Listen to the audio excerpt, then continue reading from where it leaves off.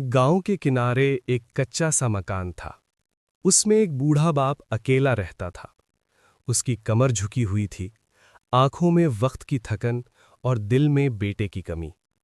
हर सुबह वो दरवाजे पर बैठकर सड़क की तरफ देखता, शायद आज बेटा आ जाए। पर सड़क हमेशा खाली रहती और शाम खामोशी के साथ उतर आती। दूसरी तरफ शहर की ऊंची इमारतों के दरमियान बेटा रहता था।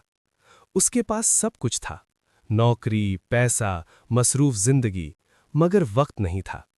बाप की फोन कॉल अक्सर बाद में कहकर कट जाती। वो ये भूल चुका था कि बाप के पास सिर्फ वही एक बेटा था। रात को बाप पुराने संदूक से बेटे की बचपन की चीजें निकालता, टूटा हुआ खिलौना, पुरानी कॉपी, एक तस्वीर। वो तस्वीर जिसमें बेटा उसकी उंगली पकड़कर चलना सीख रहा था।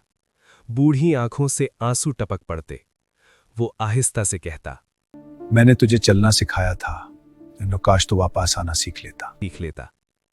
एक दिन बाप Welcome to शदीद बीमार Stories हो Zoo गया। YouTube. Don't उसने forget हमसाये to को like and बुलाया share और stories. कांपती आवाज में कहा, मेरे बेटे को बुला लो, मैं सिर्फ एक बार उसे देखना चाहता हूं। ये उसकी आखिरी ख्वाहिश थी। जब बेटे को खबर मिली, वो फौरन गांव पहुंचा, सांस फूली हुई, आंखों में खौफ। मगर दरवाजे के अंदर सब कुछ खामोश था। बाप जा चुका था। बेटे के हाथ कांपने लगे। वो चीखा, अब्बा, मैं आ गया हूं। बाप की कब्र के पास खड़ा बेटा रो रहा था। उसे अब समझ आया कि रिश्ते वक्त मांगते हैं, पैसा नहीं। वो सर झुकाकर बोला, अब्बा, आपकी आखिरी ख्वाहिश भी पूरी ना कर सका। जो आज हमारे पास हैं कल शायद ना हो। वालिदैन की कदर वक्त पर करो, क्योंकि आखिरी ख्वाहिशें वापस नहीं आती।